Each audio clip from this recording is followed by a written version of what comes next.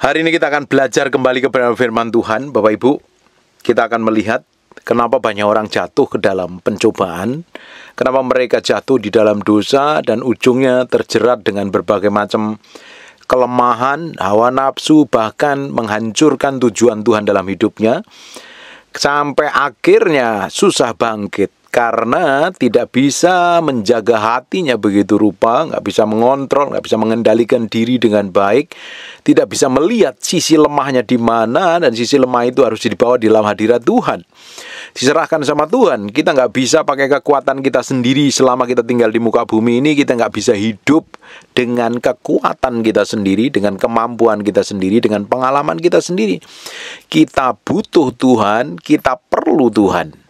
Ketika kita ini benar-benar bergantung sama Tuhan, memberi hati sepenuhnya sama Tuhan, dan kita sungguh-sungguh melekat sama Tuhan, maka kita akan semakin memiliki hikmat, pengertian, dan pengetahuan ketika mengalami banyak tantangan, ketika mengalami banyak pencobaan. Karena Matius pasal yang ke-26 ayat 41 berkata, berjaga-jagalah dan berdoalah. Suruh berjaga-jaga. Jagain hatimu begitu rupa. Jangan sampai kalau engkau telengah, ujungnya engkau terjebak dan jatuh. Makanya kita harus berjaga-jaga, hati-hati, waspada, dan berdoalah. Karena doa adalah kekuatan kita. Doa adalah sumber dari segala sesuatu yang akan mengalirkan kuasa Tuhan dan kemampuan, hikmat, serta pengertian mengalir dalam diri kita.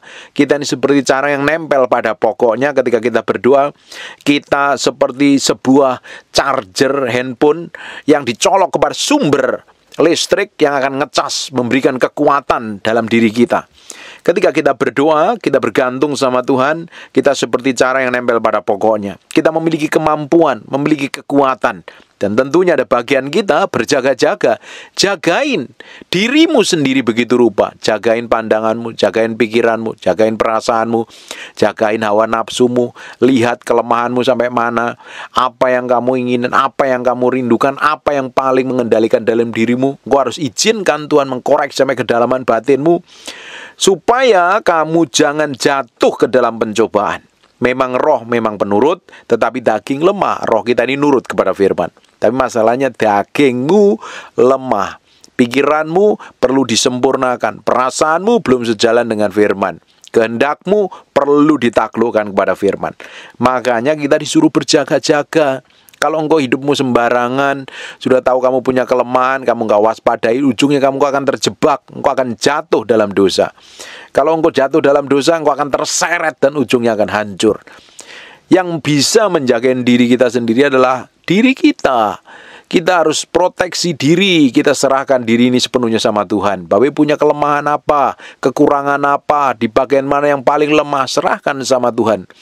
Di bagian lemahmu itu engkau harus benar-benar jagain begitu rupa. Jangan sampai menjadi pintu di mana setan akan hajar hidupmu. Ini ayat ini diulang berkali-kali loh. Di Markus pasal 14 ayat yang ke-38, berjaga-jagalah dan berdoalah supaya kamu jangan jatuh ke dalam pencobaan. Roh memang penurut tapi daging lemah. Daging seringkali akan menjadi pintu masuk dari semua pencobaan dan godaan. Makanya kita harus pikul salib, sangkal diri, matiin daging kita. Coba kita akan belajar melihat dari semua kejatuhan kita di masa lalu, kehancuran kita di masa lalu, problem kita di masa lalu. Disebabkan karena apa? Karena kita kurang hati-hati, karena kita kurang hikmat, karena kita kurang pengertian. Bapak Ibu, kalau engkau nggak bisa kontrol keuanganmu dengan baik, apa yang terjadi? Engkau pasti akan mengalami masa susah, kekurangan uang, nggak bisa mengendalikan, nggak bisa saving, nggak bisa memperhitungkannya dengan baik. Ketika nggak bisa jaga lidahmu, engkau akan kesandung dengan banyak masalah dan banyak problem. Bisa ribut dengan orang, bisa saling tuding, salah mengerti, dan lain sebagainya. Kalau engkau nggak bisa jaga dirimu begitu rupa, nggak bisa kontrol, nggak bisa kendalikan, engkau sering ribut dengan pasanganmu. Kita ini harus tahu loh, posisi kita ini siapa di hadapan Tuhan. Kita harus tahu juga kelemahan kita di mana, kekurangan kita di mana. Makanya kita ini setiap hari harus belajar firman, berdoa, berjaga-jaga.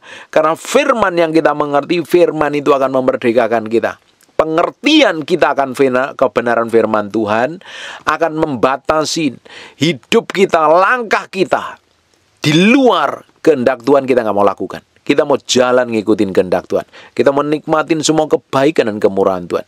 Kita mau berjalan setiap hari, berjalan dalam kekudusan, berjalan dalam kesucian. Kita setiap hari mau menikmatin kasih setia Tuhan. Jalan terus sama Tuhan. Bapak Ibu, berapa banyak kita gagal?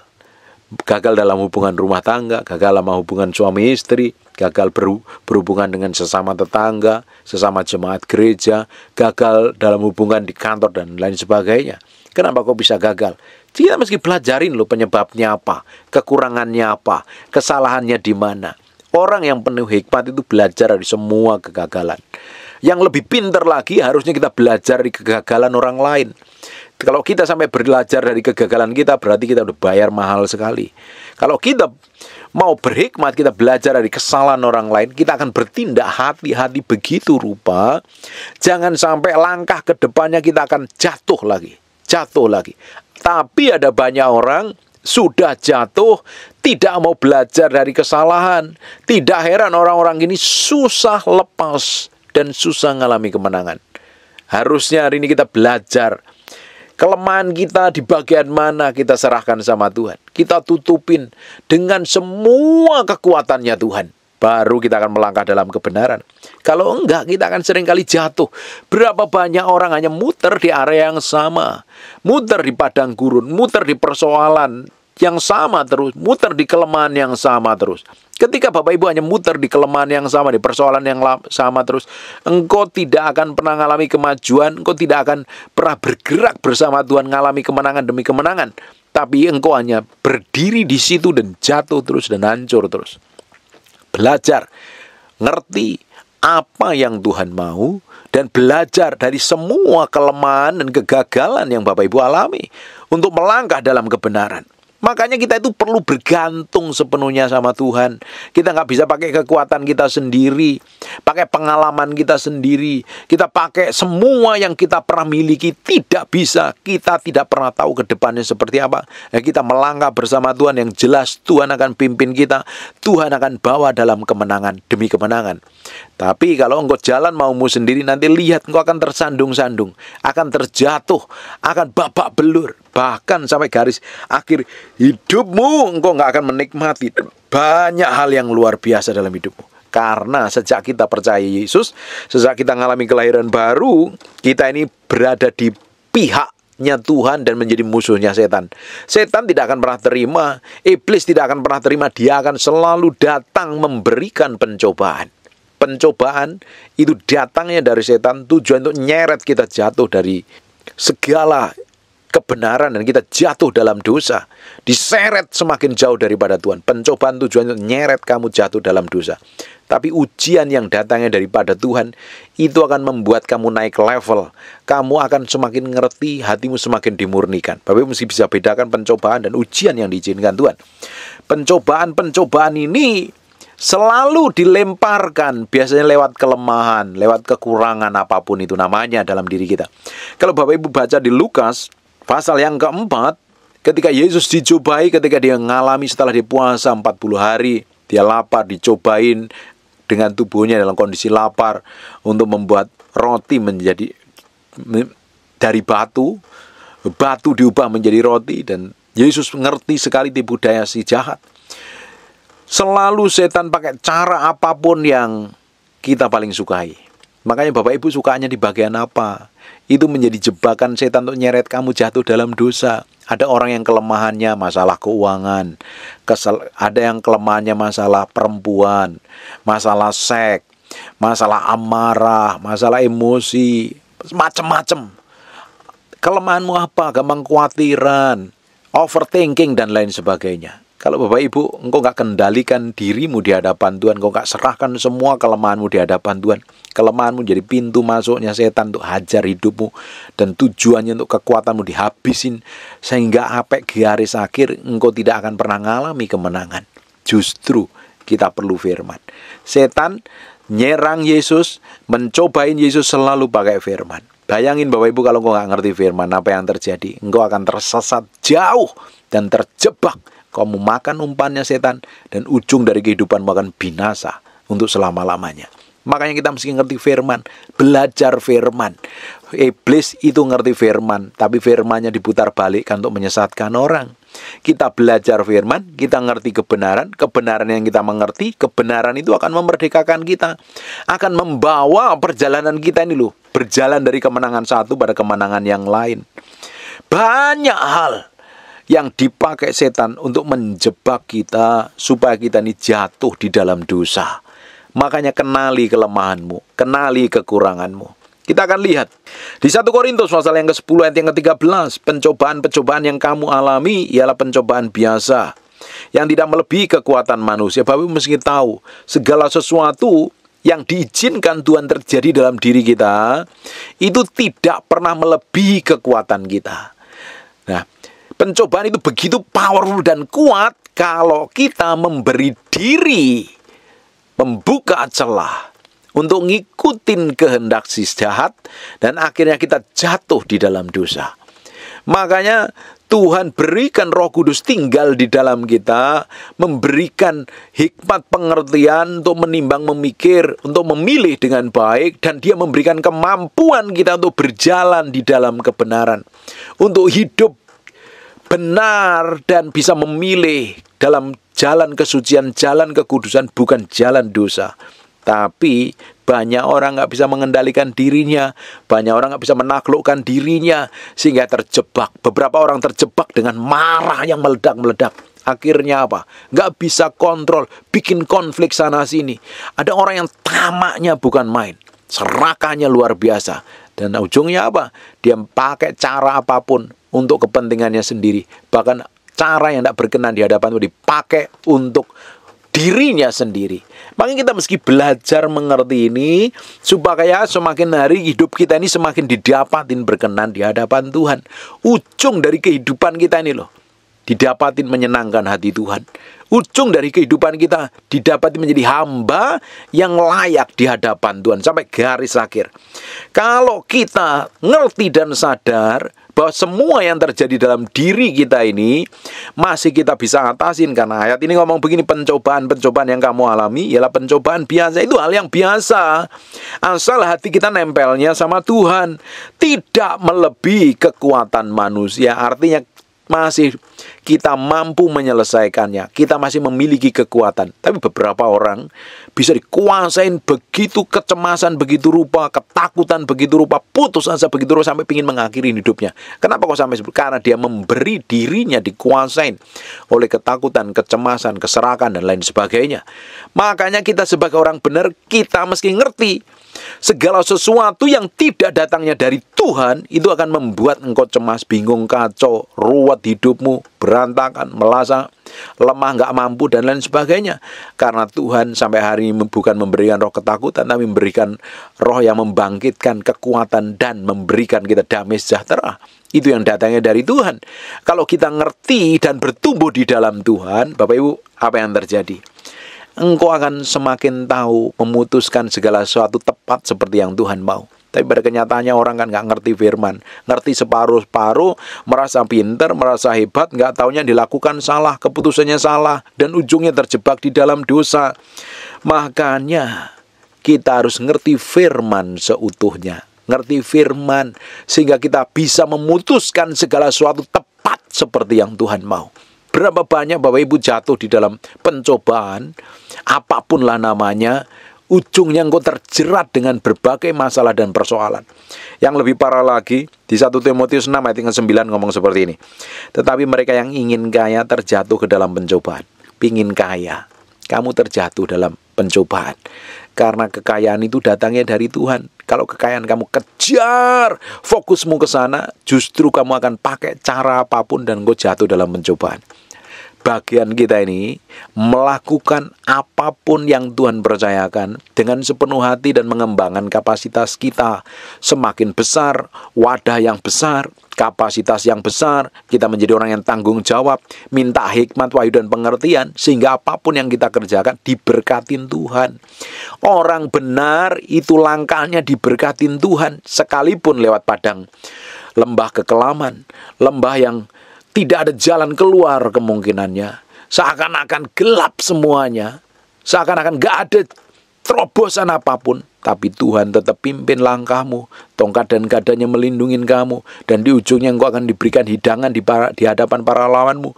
Berkat bukan tujuan utama kita.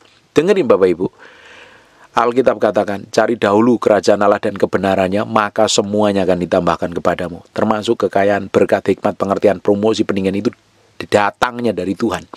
Yang dikejar pertama kali adalah kerajaan Allah dan kebenarannya. Engkau ngerti firman dulu, engkau berjalan dalam kebenaran, engkau berjalan dalam kesucian. Ketika engkau berjalan dalam kebenaran, ketika engkau berjalan dalam kesucian, ujung dari hidupmu akan ditambahkan segala sesuatu yang datangnya dari Tuhan. Tapi ada orang yang pingin kaya, pingin diberkati, dan ujungnya dia jatuh ke dalam pencobaan, bahkan dalam jerat, dalam berbagai hawa nafsu yang hampa, dan yang mencelakakan, yang menenggelamkan manusia ke dalam keruntuhan dan kebinasaan. Gara-gara pingin kaya. Semua orang pingin diberkati kok. Saya pun juga pingin diberkati, hidup berkelimpahan di dalam Tuhan. Selama melayani Tuhan memang kita kemana-mana butuh biaya, butuh uang dan lain sebagainya. Tapi uang bukan segala-galanya. Ketika saya menyerahkan hati saya sama Tuhan, Tuhan yang utama dan terutama, bagian saya kerjakan dengan baik, saya jadi orang yang tanggung jawab. Ternyata dari situ Tuhan buka jalan, Tuhan berkati. Apapun yang Tuhan percayakan dalam hidupmu, kerjakan dan lakukan yang terbaik. Sebab dari sanalah Bapak Ibu, Tuhan akan berkati Bapak Ibu. Jadi bukan mengejar kekayaan loh. Yang dikejar adalah sumber kekayaan itu. Namanya pribadi Tuhan sendiri. Kebenaran itu sendiri. Tapi kalau engkau ngejar kaya, nanti jatuh. Banyak hal ngejar. Orang pingin kaya, pingin ini, pingin itu. Bahkan terjerat dalam hutang, terjerat dalam kehancuran, terjerat dalam pekerjaan yang kotor, yang tidak berkenan di hadapan Tuhan. Akhirnya terjerat dalam hukum, dan runtuh babak belur, celaka hidupnya, susah, nama baiknya hancur dan lain sebagainya. Ketamakan, dimulai dari ketamakan. Makanya ada orang-orang yang tamak dan serakah, pingin uang terus. Bahkan kalau engkau pelayanan pingin uang, lebih baik kamu jualan ayam geprek saja, kamu bisnis atau dagang, atau jualan asuransi, jualan properti, itu komisinya gede-gede. Daripada jadi hamba Tuhan hanya ngejar uang. Salah itu. Kamu hamba Tuhan, jadi hamba Tuhan, yang kamu kejar bukan uang. Kamu ngejar perkenanan Tuhan, dan kamu lakukan bagianmu sebagai hamba Tuhan. Nanti Tuhan berkati. Tapi kalau untuk pingin kaya, ngumpulin uang dari jemaat, ngumpulin uang persembahan itu kamu timbun buat dirimu sendiri, kamu nanti celaka. Kamu nanti terjerat dalam berbagai-bagai nafsu, dan kamu akhirnya runtuh dan binasa, tidak ada gunanya sama sekali. Tapi ketika engkau benar-benar prioritasmu bisnis, dagang, ya kamu memang harus jadi pengusaha. Jangan cari uang dari pelayanan. Nanti Tuhan cukupin kok. Kita ini hamba Tuhan yang gaji Tuhan, Tuhan pasti cukupin lah. Bapak Ibu nggak perlu pusing, Bapak Ibu nggak perlu mikirin yang aneh-aneh. Jalan terus sama Tuhan. Tuhan pasti berkati hidupmu double porsi. Bagian kita ini kan hanya jalan sama Tuhan. Nikmatin semua kebaikan dan kemurahan Tuhan. Jangan ngikutin maumu sendiri. Kalau engkau ngikutin maumu sendiri, engkau terjebak dengan berbagai macam pencobaan. Jatuh di dalam dosa. Makanya hari ini kita mesti tahu kelemahan kita apa, kekurangan kita apa, bagian mana yang seringkali kita terjebak dan jatuh dalam dosa. Ada orang yang pikirannya kotor terus, pikirannya najis. Ada orang yang hawa nafsunya ngontrol begitu rupa. Macam-macam, setiap orang punya kelemahan masing-masing. Serahkan semuanya ke dalam tangan Tuhan. Kalau kelemahanmu kamu nggak serahkan, kelemahan itu menjadi nanti sumber di mana pencobaan itu muncul dan akan jerat kamu jatuh di dalam dosa. Makanya kita harus belajar pikul salib, sangkal diri, mati daging. Makanya selama kita tinggal di muka bumi ini, Tuhan masih berikan kemampuan. Apalagi kalau engkau mencari Tuhan sungguh-sungguh, engkau hidup benar, engkau cari Tuhan sungguh-sungguh, sekalipun kau memiliki pasangan yang nggak bertobat, bisnismu hancur, masa depanmu nggak jelas, dengerin baik-baik. Selama kamu cari Tuhan, Tuhan akan berikan kau kemampuan, berikan kau kekuatan. Bahkan Tuhan akan teguhkan perjanjiannya selama kau jalan sama Tuhan. Tuhan akan bikin breakthrough dan terobosan. Tetap cintai Tuhan, tetap kasihin Tuhan, tetap dedikasikan hatimu sepenuhnya sama Tuhan. Memberi hati sepenuhnya sama Tuhan. Jadi jangan sampai ada celah kosong yang jadi pintu masuknya setan menguasai dalam diri kita. Makanya kita mesti suruh berjaga-jaga kan. Alkitab ngomong berjaga-jaga dan berdoalah. Yang berjaga-jaga itu diri kita. Awasin diri kita sendiri. Awasin kalau hamba Tuhan pengajaranmu. Awasin sikapmu, tindakanmu, perbuatanmu. Diawasin begitu rupa. Jangan sampai ujungnya engkau terjerat. Saya ini juga sampai hari ini masih disempurnakan Tuhan. Saya masih punya banyak kelemahan dan saya serahkan semuanya ke dalam tangan Tuhan. Jangan sampai nanti di ujungnya dalam perjalanan hidup saya malah babak belur karena kelemahan saya. Saya mau serahkan sama Tuhan. Saya ingin didapati menjadi hamba Tuhan yang berkenan di hadapan Tuhan. Sampai garis akhir saya ingin didapati menjadi orang yang menyenangkan hati Tuhan. Hal yang sama harusnya Bapak Ibu juga miliki kerinduan. Sungguh-sungguh ingin ngalami kemenangan, ingin ngalami breakthrough dan terobosan. Sampai kehidupanmu diberkati dan didapatin berkenan di hadapan Tuhan. Kenali dirimu sendiri. Banyak orang nggak kenal dengan dirinya sendiri. Akhirnya apa? Terseret dan terjerat jatuh dalam kehancuran, dalam kegagalan, terjerat dalam dosa dan lain sebagainya. Bapak Ibu, kita memang pakai tubuh daging ini masih punya kelemahan dan kekurangan. Tapi Bapak Ibu tidak perlu khawatir, ada Roh Kudus yang memberikan kemampuan dan kekuatan kepada kita. Makanya Alkitab katakan segala perkara dapat kutanggung di dalam Dia yang memberikan kekuatan kepada aku. Kuncinya kita di dalam Dia, di dalam kebenaran. Hari ini kamu udah hidup benar, kamu udah hidup takut akan Tuhan.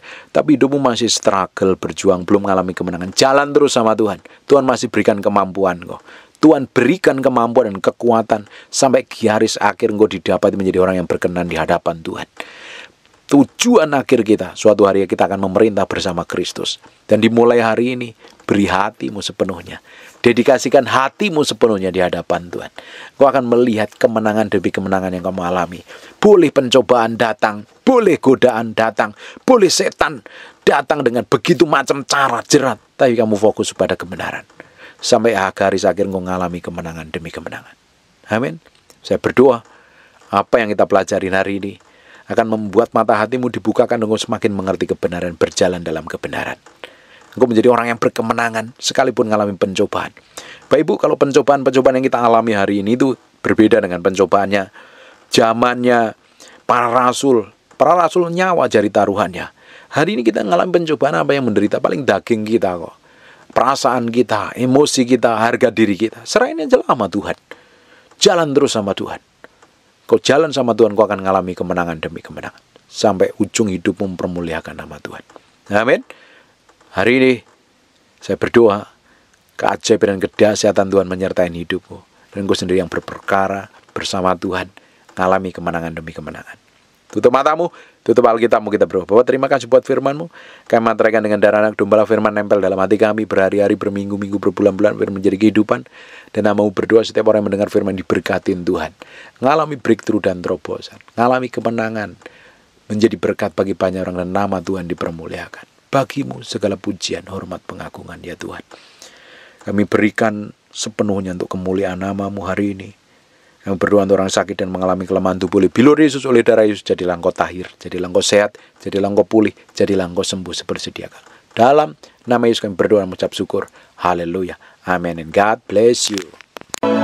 Aku mengasihi Engkau Yesus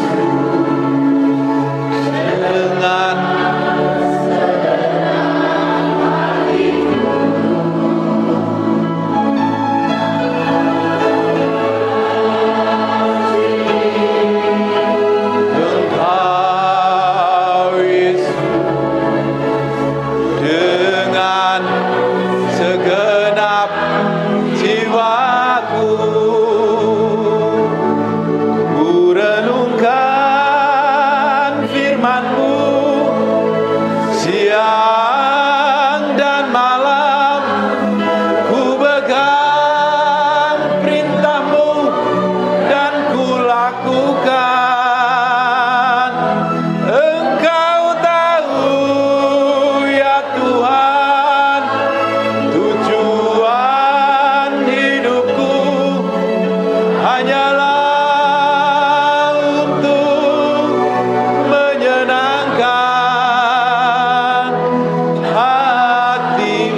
Aku mengasihi Engkau Yesus. Aku mengasihi Engkau Yesus.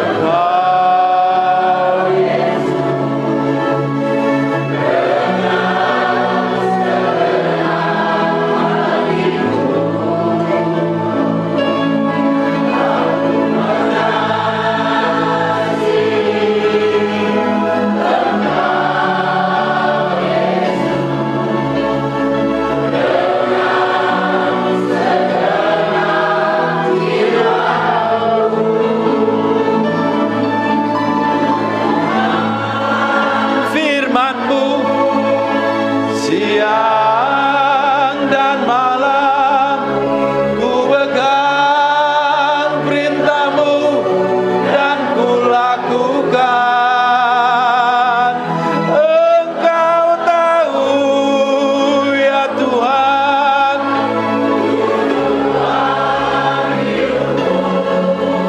hanyalah untuk